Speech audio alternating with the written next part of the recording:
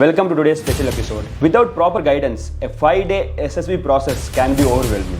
Is SSB coaching really needed to crack the SSB preparation process? Come out with a wonderful topic, which is a big question mark among the candidates. Is the coaching has actually developed your personality?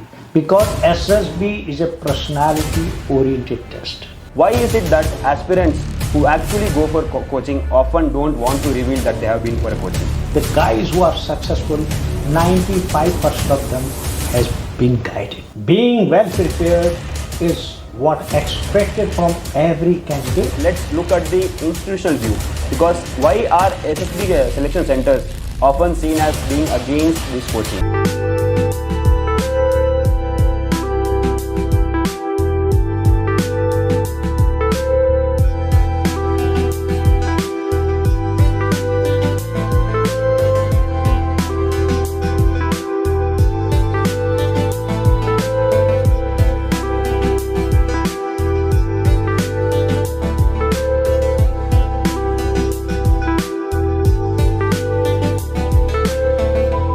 So good candidates, if they are sent the GPO job, even the psychology job becomes that much challenging. Why do retired officers and former assessors themselves start coaching, sir? So why does this SSB coaching remains unique in its approach, and what should aspirants take away from this? Welcome to today's special episode, where we deep dive into one of the most debated and controversial questions for every defense aspirant. Why is coaching for SSB such a debated issue? Without proper guidance, a 5-day SSB process can be overwhelming, especially for a boy from the village. आज हर युवा जो वर्दी पहनने का सपना देखता है, उसके मन में यही सवाल है, क्या SSB के लिए कोचिंग जरूरी है? अगर जरूरी है तो कितने हद तक जरूरी है? फिर असली ताकत आपके जज्बे और जुनून में छिपी है. To help us explore this crucial topic, we are truly honored to have with us an authority who has served as Commandant, President and Interviewing Officer at the Services Selection Board, South Bangalore, none other than Maj Gen VPS Bhakuni, विशिष्ट सेवा medal. Thank you sir for being with us. उनका अनुभव, उनकी दृष्टि और उनके शब्द आज हर गंभीर उम्मीदवार के लिए दिशा तय करेंगे. With his vast insights into the SSB process, today's discussion promises to break myths, clear doubts and ignite the true spirit of preparation. So stay tuned as we unravel the truth about SSB coaching with none other than Major General Bhakuni himself. This is the first episode of our new series, Decoding Defense with the General. First of all, thank you for joining with us today. Thank you, my pleasure. So let's start with the most basic and the most debated and the most controversial question of all. Is SSB coaching really needed to crack the SSB preparation process? Because on one side, some say it helps in polishing communication and confidence. But on the other side, many believe SSB is all about natural personality and originality. So what is the reality? What would you like to say on this question, sir? Okay, firstly, let me tell you, you have really come out with a wonderful topic, which is a big question mark among the candidates. Why only candidates? Even SSBs are talking about it. The guys who are involved in your selection see whether you are a trained guy, you are a course guy or not. But let me tell you a simple fact which I would like to bring firstly. Tell me in which exam there is no coaching. See, people crack the IAS after a lot of coaching for the written examination and the interview. People even crack the police, the IPS, the paramilitary forces exams, and there are so many exams, whether it is of the government or even in the private sector. People go well prepared for that. Being well prepared is what expected from every candidate. But the problem arises definitely at one place. Are you properly guided and mentored? Is the coaching has actually developed your personality? Because SSB is a personality oriented test. Ultimately, we are looking at your officer-like qualities. Are you a potential officer or not? Do you have those 15 officer-like qualities in a balanced proportion? That is what we are looking for. Problem is, guys take the shortcut. In a sense, they just mug up the questions without understanding anything. They mug up the stories. They mug up what a successful candidate has told them and they try to imitate him.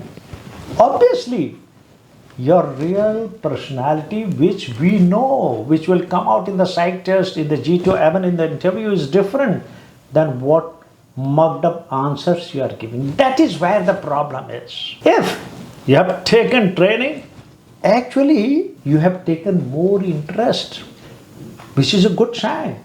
I have taken interview of large number of candidates and they were good. I said, have you taken coaching? They said, yes, sir. How do you think it has improved you? That used to be my question. And I can make out it has genuinely improved him or not. If a candidate is behaving, conducting himself in a manner which is looking actually a kind of unnatural, it means he has not really benefited from the coaching. He's blindly learned something, mugged up something. He has been very poorly coached. Therefore, whenever you go to any institution, let me tell you, the people have to be very qualified, highly qualified. Who can mentor you? Only a guru can mentor you, who knows the system thoroughly. Here is the problem.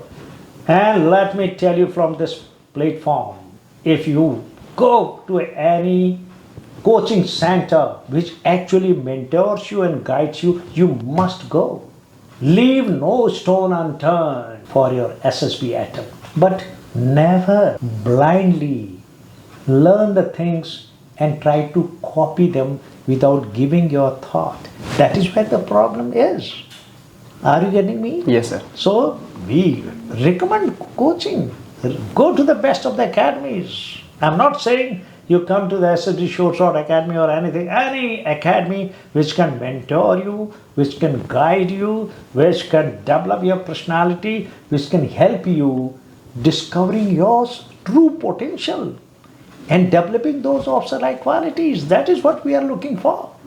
And nothing wrong even if you have told a good candidate even tells in the SSB, yes, I have taken training because I wanted to develop my personality, wanted to learn more and more. It is a natural curiosity. A good candidate, a passionate candidate will not leave any stone unturned. Even if he is good, he might still go for a coaching center to further develop. This is a sign of a good candidate. And let me tell you, most of the good candidates who qualify are actually have taken some guidance, some mentoring from some academy. So don't take it as a handicap. Don't feel guilty about it. Somehow, this is the myth which is prevailing in the society. If you are coached, you fail. A guy like me, let me tell you, I was from a village background. Had I not been guided properly, had I not been told what is SSB, I wouldn't have cleared it. Look at this. So, it is true for everyone. Thank you, sir. I am sure even after your insightful answer, the controversial question will no more prevail among the aspirants. And building on that, another interesting question or the point which comes on the round is, why is it that aspirants who actually go for coaching often don't want to reveal that they have been for a coaching? Because many feel embarrassed. Some think that it will be seen as a negatively by the board. And sir, is there really a stigma connected or attached to saying that, yes, I have taken coaching? What is your answer or what is your insight on this, sir? I do agree with you. This is unfortunately the candidates. In this society, a kind of rumor is prevailing, a kind of, you can call it a perception is prevailing in the society. If you take coaching, you will fail. Actually, the truth is the other way around. If you really ask the guys who are successful, 95% of them has been guided by some or the other guide. Look at this. They have taken training because it's a 5-day difficult process. Who understands what is the psych test? Who understands what is the TAT? Who understands what are the GTO tasks? What is expected of them? Even a good candidate just blindly goes well, he will not understand. And his competition is with the guys who have actually been mentor trained. Obviously, this guy is not going to do well. So the competition becomes rather tough. And let me tell you also, if you have a good personality, if you have already have good OLQs, officer-like qualities, and you have good confidence, which rarely people have. That's why I said approximately 5% candidates are like that. Even if you read about the system, the process of the SSB, and you go to the SSB, keeping your natural personality in mind and perform to their best, even without coaching, I bet they can pass. But they are very handful. We should understand that. There are guys from villages. There are guys from not from military background. So they need a particular line of functioning, training, so that they can go perform in an arena which they have never been exposed to. So even a trained assessor, whether it is GTO or the interviewing officer, will be able to make out whether you have been coached or not. He can make out. And even if you have told him, well, it is not going to adversely affect you. I have seen in this academy now. Can you believe that GTO's children have come here? Not even that. Even board presidents' children have come here.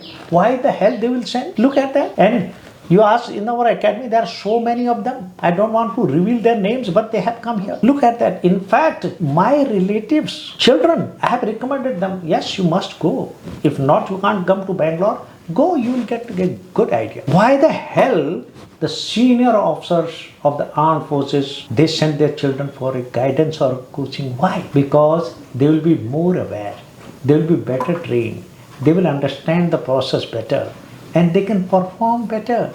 So why do you think this stigma has been attached to it? Because let me tell you, this also is one of the fashion. If you go untrained, the task of the assessors becomes easy. The GTO will obviously look at you. You don't know hardly anything, he will fail you. The interviewing officer sees, looks at you, and you have no idea what is the process, what is the interviewing officer is going to ask you, what is a CIQ, okay? What are these OLQs? What are they looking for? Those qualities in you. The psychologists, you don't understand a TAT. Can you believe some of the guys, they give a picture, they will write something which is nothing related to the picture. There are guys who write 3 lines of stories. Who will tell them? And their competition is now with the guys who know everything. Even if he's a good guy, he will fail. Do you think he doesn't know self-description test unless he understands that at home and somebody guides him? The guidance and mentoring is more important than blind coaching. And what happens? People ask other guys who have themselves not been able to clear the SSB, and they give their version, their perception, which unfortunately misguides the candidates. I will very strongly feel that coaching, which results in mentoring and personality development and good guidance, is a must for a candidate. And a candidate should be proud of it. See, there are so many online platforms. There is online courses these days. Why not to get aware of it even if you don't want to go to the academy? Even they can see that. So there are so many things which are online. Is it bad? It shows your passion. You have explored everything. It shows your interest. Yes, you want to become armed forces officer. You will leave no stone unturned. In fact, it results in the positivity. It results in development of your personality. Are you getting me? Yes, sir. Guys who are assessing you, even they know that these 2 guys have been coached oblique, they have taken coaching, and that's why their performance may be little better. Obviously, there is something called trainability factor in the armed forces. So they might give little less marks to them. But just because they have taken coaching, they cannot fail them. It will be injustice. And that's the wrong perception a candidate has got today. That they will do coaching if it is revealed, it is known to the center, well, they will fail. Then why the presidents, deputy presidents, GTOs, even psychologists? Can you believe other day there was a psychologist who came here along with his son? Why you would have come? A psychologist coming from who's serving in a particular board. There are so many cases like that. Why? I can't really name senior officers to children come, because heart of heart they know that this kind of guidance is required. Okay? Through this wonderful forum, you have selected a very good topic. I would like to tell the candidates, be proud of you. If you have a genuine interest in your dream, well, you must explore every possibility. That will show your passion and love for your dream. You will correct SLB. Thank you, sir. I'm sure after this answer, no aspirant or no candidate will hesitate to say that I have been for a coaching. And moving forward, sir, let's look at the institutional view. Because why are SSB selection centers often seen as being against this coaching? Is it like because coaching can lead to rehearsed responses, or is it about encouraging originality and true leadership like qualities? And could you shed your light on this? One fact I will tell you very frankly. While I was the commandant, I was a president also. We used to discuss it once in a while. And some of my officers used to say, sir, he's a coach candidate. So basically, now the ball is in the court of that assessor. Because why? They may be against, some of them, not all. Some of them may be against it because a coached and well-guided candidate will certainly perform better. And assessing a better guy becomes a difficult task. See, there are 15 guys who have gone together, and out of the 15, 10 are well guided, well mentored. Their performance will be better than the others. So a guy who is totally blank, can't speak in the group discussion, can't write a story, can't participate in any of those GTO tasks because he has no clue. The job of the GTO is going to be very easy. Is he looking for that? Why his task becomes difficult and challenging? So good candidates, if they are sent, the GTO's job, even the psychologist's job becomes that much challenging. Are you getting me? Yes, sir. So they are also, if every candidate goes without coaching, their job becomes very easy because most of them will not perform well. If they are assessing well-trained candidates, well, see, their job is going to be very challenging. All are going to perform well. It is very difficult for them to assess a candidate's real potential, and they will have to select maximum of them. So, see, there was a time when most of the candidates will just go and will not perform. The GTO job or the psychologist job is easy and they will fail. Now it is, they also have to work harder. They have a more challenge. It is not that easy for them to assess. So they also feel that let the candidate come original. He may be easy to assess and let him fail.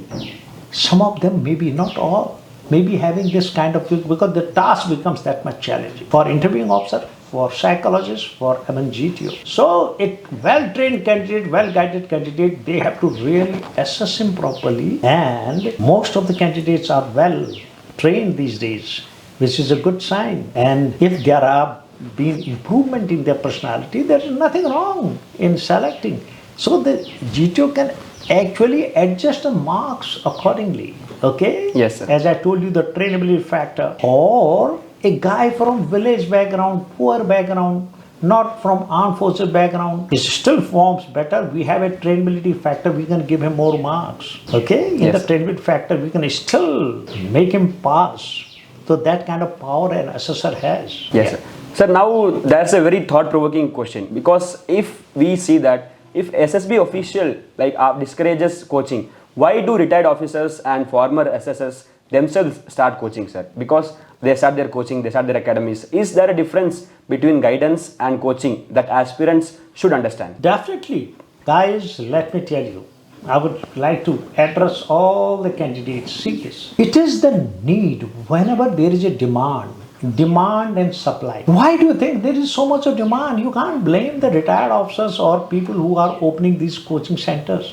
If there can be so many IAS coaching centers and so many other centers, nobody is pointing a finger. And now, armed forces, proper coaching centers, there is a maximum demand for it because the selection system is entirely different. It is demand and supply. Tomorrow, nobody comes to this academy. See, this academy, as you have come, it is overcrowded. Why do you think it is overcrowded? Because there is a demand. Yes. And that's why the demand is not being met and more centers are opening. There is nothing wrong. And let me tell you, we are doing a great service to the society. See, the poor candidates virtually are being given at a very concessional price this kind of training. See this, they are getting the genuine idea of SSB, how they can really develop their personality. Our focus till the time is on mentoring, in guidance, in developing their personality. Let me tell you, this is an onerous task.